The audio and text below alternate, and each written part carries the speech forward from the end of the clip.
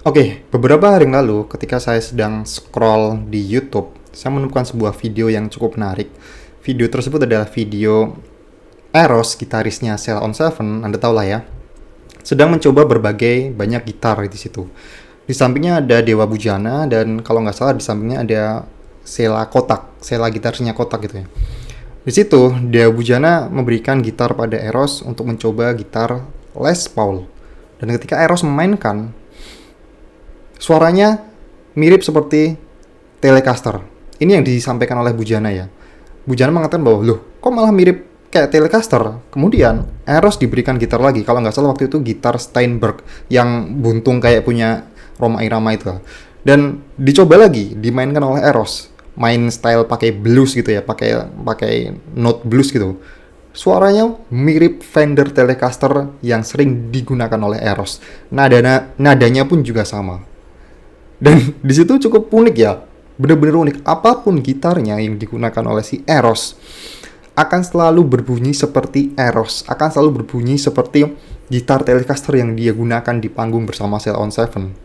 Dan inilah yang sering disebut sebagai finger tone, sebuah tone, sebuah nada yang dihasilkan murni dari jari seorang gitaris karena sebuah pengalaman, sebuah jam terbang yang tinggi. Apa yang bisa diambil pelajarannya bagi seorang content creator, bagi seorang YouTuber?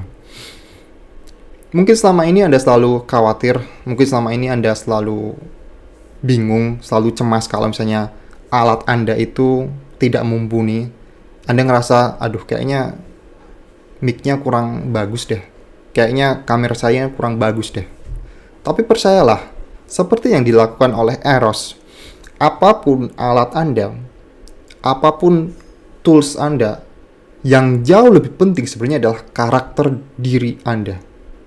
Saya nggak mengatakan bahwa alat dan equipment itu, tools itu tidak penting ya. Buktinya juga Eros alatnya mahal-mahal. Tapi yang lebih penting di sini adalah bagaimana Anda menemukan karakter diri Anda sendiri sebelum Anda upgrade alat. Bahkan kalau bisa dibilang Eros pakai gitar yang murah pun, masih akan terdengar Eros yang main, masih akan terdengar tone-nya. Nah ini kalau misalnya dibawa oleh content creator, Anda mau pakai HP yang katakanlah HP murah, HP burik, HP Android yang 1 jutaan, tapi kalau Anda punya karakter, Anda punya sesuatu yang bisa Anda sampaikan dan ini menjadi ciri khas Anda, menjadi keunikan Anda, ya ini menjadi daya jual Anda, ini sesuatu yang Anda jual. Indahnya dunia content creator adalah Anda tuh tidak harus sesuai dengan standar industri. Kalau standar industri, seperti katakanlah di TV ya, TV itu kan milik perseorangan ya, milik perusahaan, milik swasta. Mereka punya standar dong. Mereka punya sesuatu yang proper, minimal harus sesuai standar dari perusahaannya agar bisa tampil di situ. Tapi ini adalah YouTube, dunia content creator, di mana nggak ada yang ngatur. Ini adalah ekonomi permissionless economy, di mana Anda tidak butuh sebuah permisi dari orang lain untuk membuat sesuatu, bikin konten. Saya tanya kepada Anda, kalau misalnya Anda bikin konten, apakah Anda minta permisi dulu pada yang punya YouTube? Apakah Anda harus izin dulu, Pak, saya mau bikin YouTube di sini, bikin video di sini? Tidak kan? Ya paling minimal Anda daftar dulu. Anda daftar gitu. Tapi Anda tidak literally tidak ngomong langsung kayak daftar ke YouTube kemudian seleksi standar sesuai dengan standar atau tidak. No. Kalau Anda punya HP Anda sekarang, itu adalah alat yang menurut saya sudah cukup powerful bagi Anda untuk memulai YouTube, untuk tetap konsisten di YouTube. Yang paling penting adalah karakter diri Anda, perspektif diri Anda. Saya berikan contoh deh gini. Apa yang sebenarnya bikin konten Anda itu unik dan berbeda dibandingkan konten lain? Bukan soal alat, bukan soal siapa yang edit, bukan soal Anda berwisata di mana, bukan soal fisik bahkan. Apa yang membuat konten Anda unik? Yaitu adalah perspektif Anda, ide Anda, pemikiran Anda. Saya berikan contoh. Katakanlah ada 2 orang kembar. 2 orang kembar kita tahu lah fisiknya itu sama. Secara fisik sama ya. Tapi ketika 2 orang ini menonton sebuah film. Menonton sebuah film romantis katakanlah.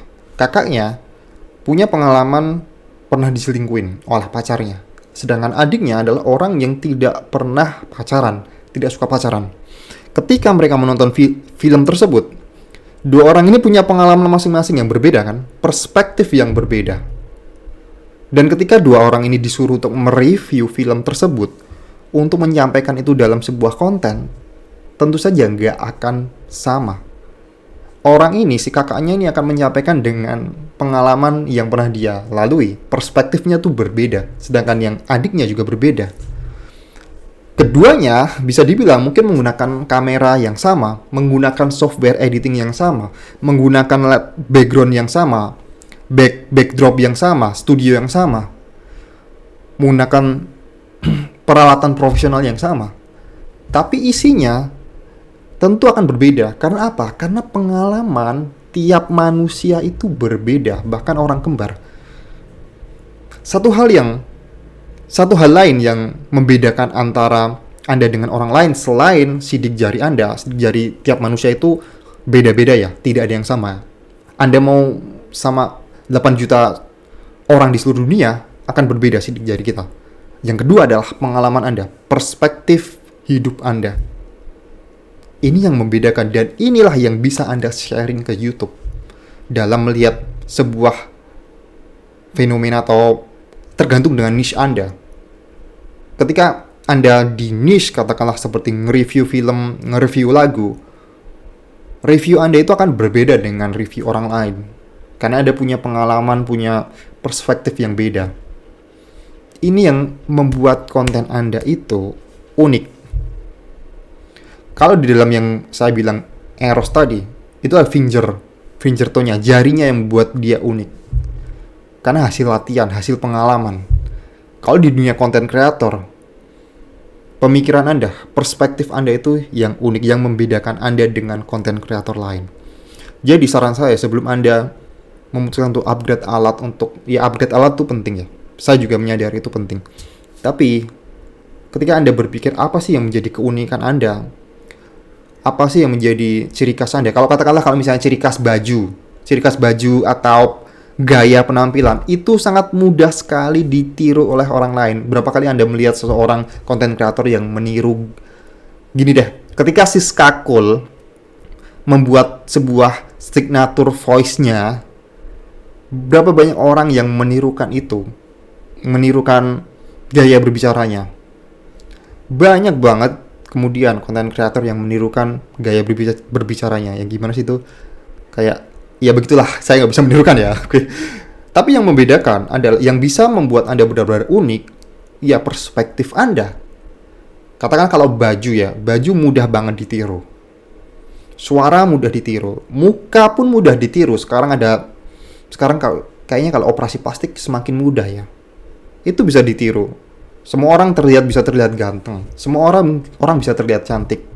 Tapi isi kepala itu bukan berarti pintar atau tidak ya. Pengalaman dan perspektif.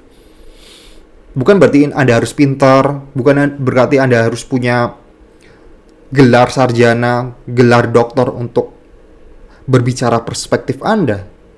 Kalau Anda punya pengalaman, Anda punya cerita, ini adalah suatu hal yang bisa Anda bagikan. Ini yang membuat Anda unik. Setiap orang tuh punya ceritanya masing-masing, perspektifnya masing-masing. Bukan soal alat, bukan soal penampilan, tapi apa yang ada di dalam kepala Anda, apa yang yang menjadi pengalaman Anda sebelumnya.